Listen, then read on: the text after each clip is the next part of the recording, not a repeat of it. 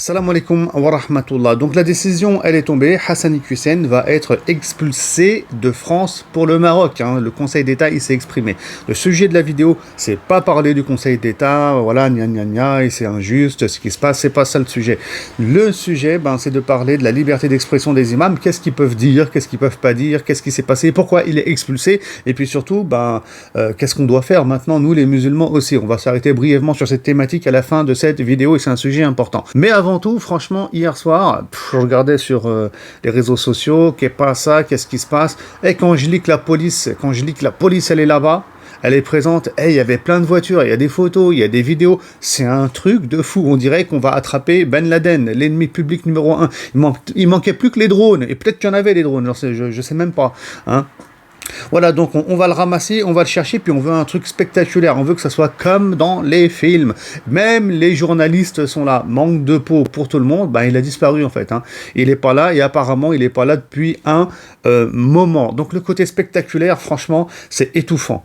On n'est pas face à quelqu'un qui a été condamné par la loi, donc il a commis aucun délit, il a commis aucun crime, il faut quand même le souligner, ni prison, ni rien du tout, il a commis aucun attentat, c'est pas un terroriste, vous voyez, donc ça c'est les faits, quoi. Je veux dire, c'est très factuel, c'est clair, c'est pas du blablabla, c'est pas de la politique, c'est pas des news, c'est pas... Et donc tout ce spectacle, ça fait froid dans le dos, parce que je me dis, les terroristes, les vrais qu'on est censé vraiment combattre et écraser au tracteur, je vais dire, parce que c'est des criminels, bon, j'exagère bien entendu, c'est une façon de parler, eux, ils doivent se frotter les mains, ils doivent bien rigoler, ils doivent se dire, purée, c'est la folie quand même dans ce pays-là, on est tranquille, ou plus ou moins tranquille, on nous calcule même pas, et on va s'attaquer à qui?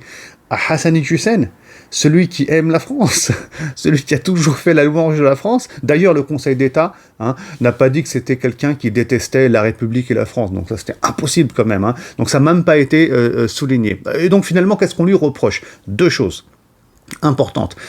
Comme je disais dans une précédente vidéo, aujourd'hui, condamner Israël, c'est de l'antisémitisme. Ça, il faut le mettre dans la tête et dans notre logiciel. Là, il faut être clair par rapport à ça. Et donc, on le condamne pour antisémitisme, d'accord, parce qu'il a condamné la politique d'Israël quand il y a eu des bombardements, donc c'est de l'antisémitisme. Et la deuxième chose qu'on lui reproche, c'est sa vision de la femme au sein du couple et de la famille, chose qu'on a d'ailleurs aussi reproché à l'imam comorien lorsqu'il a été expulsé un peu avant Hassani Hussein. Et donc ici, se pose la question de qu'est-ce qu'un imam il peut dire et qu'est-ce qu'il ne peut pas dire. C'est très important. Et donc peut-être que là, du coup, le ministère de l'Intérieur devrait dire aux imams de France et aussi à toutes les instances musulmanes quelle est la liberté d'expression vraiment cadrée et très limitée qu'un religieux et un imam peut avoir. Oui, par exemple, ne plus jamais parler d'Israël. Voilà, point numéro 1. Que les choses comme ça soient bien claires et bien alignées. Plus parler d'Israël. La femme, elle est l'égale de l'homme ou supérieure. Mais jamais on montre un quelconque signe d'infériorité, même si c'est au niveau du social. Et qu'est-ce qu'on entend par infériorité? C'est-à-dire que si on estime que l'épouse, elle doit être proche des enfants, elle doit éduquer les enfants, c'est son travail principal, non, condamnable. Ça mérite l'expulsion, ça mérite qu'on ferme ta mosquée. Il faut le dire, en fait. Il faut quand même clarifier les choses. Quelle est la doctrine aujourd'hui de la République française? Je dis bien aujourd'hui, c'est important parce que dans les années précédentes, Hassani Hussein, il a dit tout plein de choses, mais bon, on lui demandait rien du tout, personne lui courait derrière. En 2022, on reprend des dossiers d'il y a 20 ans quand même. Donc, il y a 20 ans, il y a 10 ans, c'était pas la même France et la même République qu'aujourd'hui. Ça, c'est un constat qu'on peut tirer si on analyse un peu ce qui est en train de se tramer. Voilà, donc qu'est-ce qu'on peut dire, qu'est-ce qu'on peut pas dire? C'est très important parce que là, je suis en train de vous parler. Mais en même temps, à Toulouse, il y a une autre affaire. Une affaire qui date, écoutez bien, de 2017. Et c'est un truc de fou. Un imam, donc cet imam, il s'appelle Tataï. Je m'excuse si je prononce mal.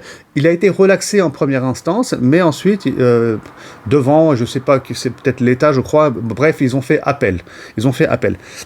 Et donc, le jugement, là, il doit tomber fin août, début septembre. Alors, qu'est-ce qu'il a dit?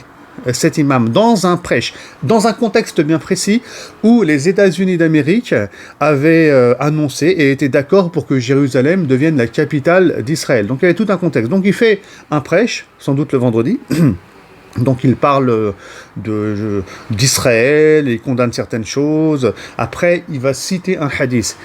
Et dans ce hadith, il est connu, hein, c'est un hadith qui parle de la fin des temps. Je vais le lire ici, le hadith qu'il a cité. Le jour du jugement ne parviendra que quand les musulmans combattront les juifs. Le juif se cachera derrière l'arbre et la pierre. Et l'arbre et la pierre diront aux musulmans, aux serviteurs de Dieu, il y a un juif derrière moi, viens et tue-le. Hein, sauf Al-Gharqada, qui est l'un des arbres des juifs, hein, qui appartient donc aux juifs. Donc ce hadith, en fait, hein, il est très célèbre, et il l'a cité.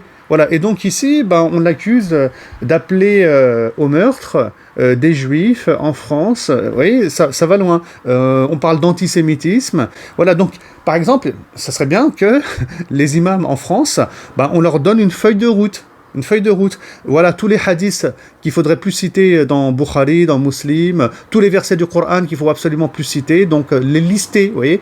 La sourate, par exemple, At-Tawbah, qui est la sourate 9, interdiction de la lire et de citer un verset de la sourate dans toutes les mosquées de France.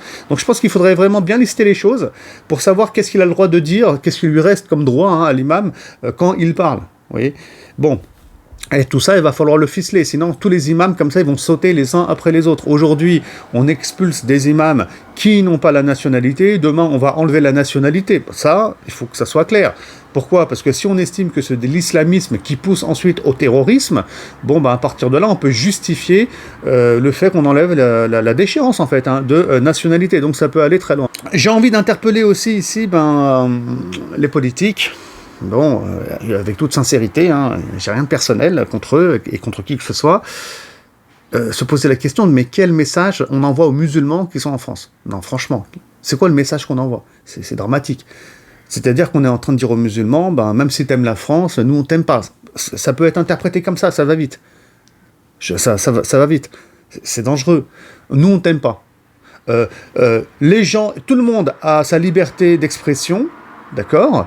Même ceux, je veux dire, même les fachos, plus ou moins, j'ai envie de dire, ou les islamophobes, tout le monde a le droit de parler, mais toi, non.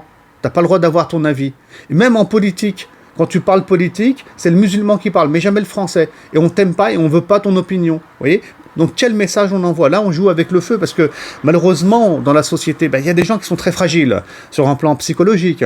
Il y en a, ils en ont marre. Ils vivent aussi des moments difficiles peut-être dans leur couple, dans leur famille. Et tous ces problèmes-là qui sont sociaux, psychologiques et économiques, en plus il y a quand même un contexte économique qui est grave, et tout ça, ça peut mener à la folie. On voit des actes de folie dans la rue, malheureusement.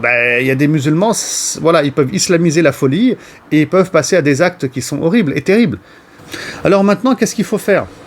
J'ai envie de dire aux musulmans, à part de parler, il faut faire la hijra, il faut partir, ok, ça on a compris, merci, alhamdulillah, on a compris ce message parce que je le lis en commentaire partout dans mes vidéos, ici et là. Ok, on a compris, mais à part ça, voilà, qu'est-ce qu'il faut faire ? Première chose, il faut se réconcilier tout d'abord avec Allah subhanahu wa ta'ala. Et il faut fortifier sa foi, sa relation à Allah, qui est Allah subhanahu wa ta'ala, quel est mon rôle sur terre ? Il faut gagner en conscience, c'est très important.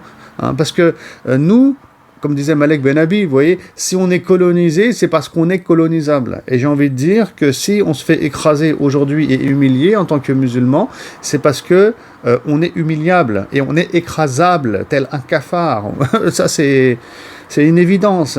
Et donc, on doit apprendre à dépasser nos peurs, à craindre Allah subhanahu wa ta'ala et à lutter, bien entendu, verbalement, à lutter efficacement contre l'injustice. Ça, c'est la première des choses. Deuxième des choses, bien entendu, il faut qu'on apprenne à mieux s'organiser. Et avec sincérité.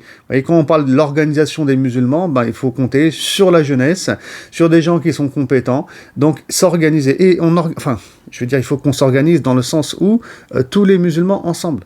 Parce qu'aujourd'hui, oui, il y a des structures musulmanes, musulmans de France, et telle structure, la mosquée de Paris, et machin, et bidule. Mais soit on rassemble une partie des musulmans par rapport à la nationalité, soit on rassemble une partie des musulmans par rapport à une certaine vision de l'islam. Et moi, j'ai toujours dit, tout ça, c'est poubelle. Ça rassemble pas les muslimines, les musulmans, les croyants. Et donc tout ça, ça ne fonctionne pas. On défend son groupe et on défend pas l'islam finalement. Bon, je suis un peu dur ici, hein. Après, il ne faut pas généraliser non plus quand on parle d'individus.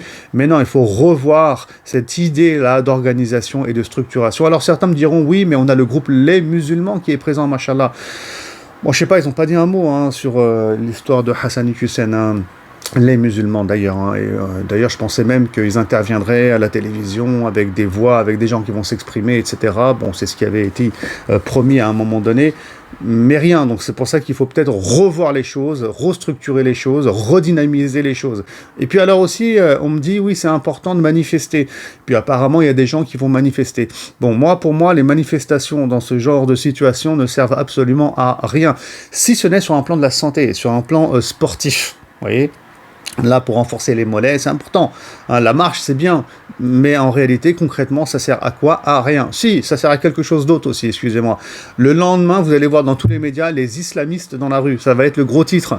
Et ça va permettre aussi de faire du fichage. Et si on a des imams qui vont là-bas, oh bah là c'est clair et c'est simple, bah c'est les prochains sur la liste. C'est-à-dire qu'on dira qu'ils ont un problème avec la France, avec la République, avec les politiques, avec la justice. Ça défend les islamistes. Franchement, c'est pas efficace, ce genre de manifestation. Et puis, il y a eu une grande manifestation, fut un temps, il y a plusieurs années en arrière. Les gens, ils étaient dans la rue. Masha'Allah, les choses vont changer. Il n'y a aucun constat qui est fait après cette manifestation. Il y avait un Allahu Akbar qui avait été lâché, je crois par Marwan Mohammed, qui est repris jusqu'à aujourd'hui, pour vous dire, hein, pour casser le rythme de cette manifestation, les conséquences de cette manifestation.